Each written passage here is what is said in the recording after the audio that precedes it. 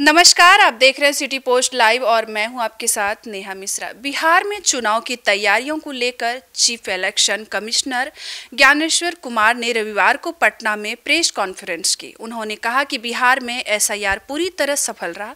मतदाता सूची में यह सबसे बड़ी पहल रही। 24 जून 2025 को एसआईआर शुरू हुआ और वक्त पर समाप्त हुआ। सफल एसआईआर के लिए वोटर्स को धन्यवाद। अब इसे पूरे देश में कराएंगे।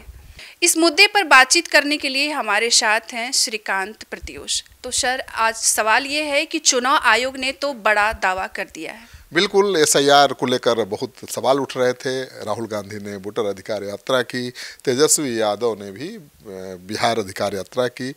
खूब माहौल बनाने की कोशिश की गई कि वोट चोरी की जा रही है, लेकिन chief election commissioner Gyanesh Kumar ने भोजपुरी में आज सबसे पहले बिहार के मतदाताओं का अभिनंदन किया, मैथिली में किया।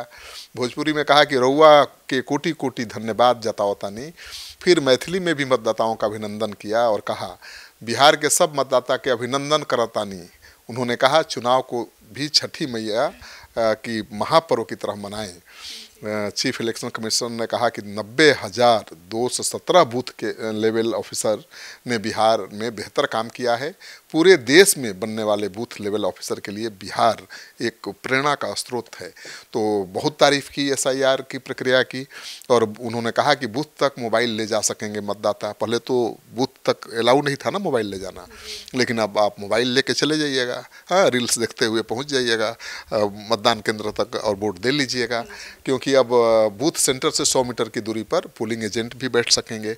बिहार के चुनाव में ईवीएम पर प्रत्याशियों की कलर फोटो लगाई जाएगी। पहले ब्लैक एंड व्हाइट होता था ना, तब कलर फोटो दिखेगा, चेहरा खूबसूरत, ठीक है।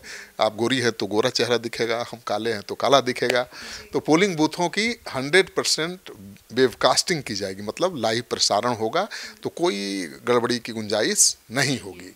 और ज्ञानेश कुमार ने आगे कहा कि बीएलओ जब मतदाता के पास जाएं तो उन्हें अच्छे से पहचान पाएँ, इसके लिए उनके लिए भी आईडी कार्ड शुरू किए गए हैं और पोलिंग बूथ के बाहर मोबाइल जमा कर वोट देने की सुविधा की गई है। मतलब जाइए, मोबाइल पोलिंग बूथ के बाहर जमा करिए और वोट दीजिए, फिर मोबाइल लीजिए, रील्स देखते हुए मस्ती करते हुए आ जाइए।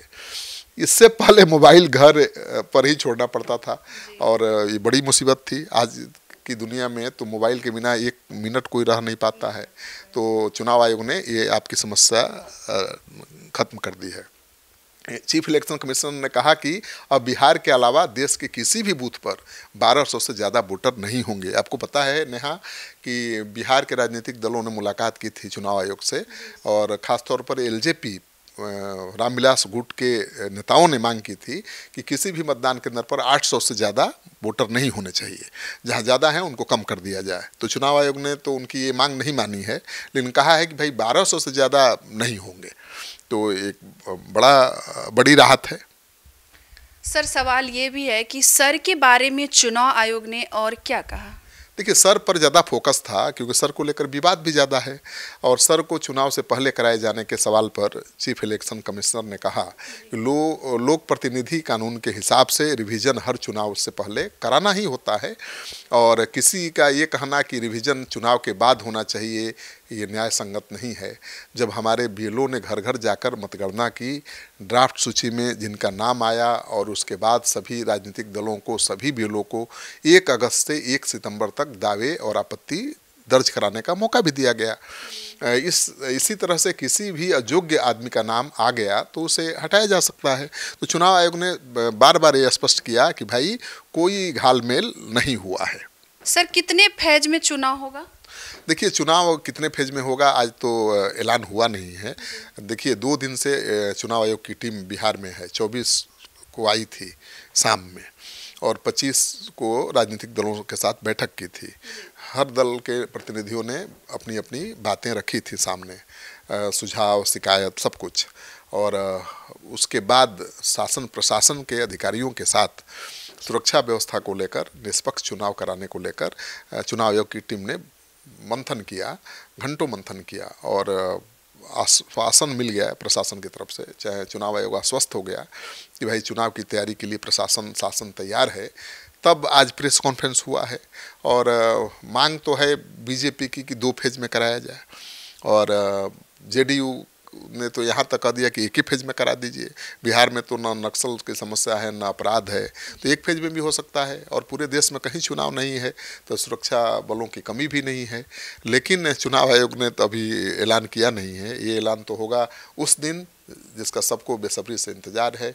आपको हमको 7 या 8 तारीख को चुनाव आयोग की टीम दिल्ली जाने के बाद, आज दिल्ली चली जाएगी टीम और कल जा करके अपना रिपोर्ट तैयार करेगी और परसों संभावना है मंगलवार को चुनाव आयोग चुनाव की तारीखों का ऐलान कर देगा। तो ज़्यादा संभावना है कि 2 फेज में चुनाव हो, एक फेज में तो संभव नहीं है। वैसे बीजेपी तो कह रही है कि 2 या 3 फेज में करा लीजिए, कोई दिक्कत नहीं है। हाँ, लेकिन जेडीयू तो कह रहा है कि भाई एक ही फेज में करा लीजिए, दिक्कत क्या है, हम तो तैयार हैं। लेकिन आपके जहन में सवाल उठ रहा होगा कि किसको फ़ायदा मिलेगा कम फेज में चुनाव होगा तो। सर, कम फेज में अगर चुनाव होता है तो इसमें किसको फायदा होगा? देखिए, कम फेज में चुनाव होता है तो सबसे फायदा ज़्यादा होता है बड़ी पार्टी को, क्योंकि बड़ी पार्टियों के पास साधन होते हैं, संसाधन होते हैं, मैन पावर होता है। और बीजेपी तो देश की सबसे बड़ी पार्टी है और उसके पास साधन संसाधन की कोई कमी नहीं है। तो एक फेज में हो या 2 फेज में बीजेपी तो पूरी तैयारी कर लेगी। बीजेपी सोशल मीडिया में कितना एक्टिव है आपको पता है। तो सारे नेताओं की रैली भी हो जाएगी धड़ाधड़ और उसका वेबकास्टिंग भी लाइव भी हो जाएगा। लेकिन जो छोटे दल हैं वो कैसे इतनी व्यवस्था करेंगे? छोटे दलों को क्या होता है ना कि ज़्यादा फेज में चुनाव होता है तो तैयारी करने का मौका मिल जाता है। लेकिन अगर 1 फेज या 2 फेज में चुनाव हो तो तैयारी का मौका मिलता ही नहीं है। तो छोटे दल तो हमेशा चाहते हैं कि भाई 4, 5, 6 फेज में हो और उसका फ़ायदा मिलता है उनको। तेजस्वी यादव को बहुत फ़ायदा मिला था 2020 के चुनाव में, उसके पहले भी। तो इस बार बीजेपी चाहती है कि 2 फेज में ही निपट जाए चुनाव और जेडीयू तो चाह रहा है कि एक ही फेज में निपट जाएगी, सोचने का मौका ही न मिले। तो इस बार मुझे उम्मीद है कि 2 फेज में चुनाव होना चाहिए, क्योंकि समय की कमी है। विलम्ब से SIR के कारण विलम्ब से चुनाव की घोषणा हो रही है, तो समय बहुत कम है। 22 तारीख के पहले सरकार भी बनाना है। तो मुझे लगता है कि छठ के ठीक बाद पहला फेज होगा और दूसरा फेज भी 15 तारीख से पहले हो जाएगा।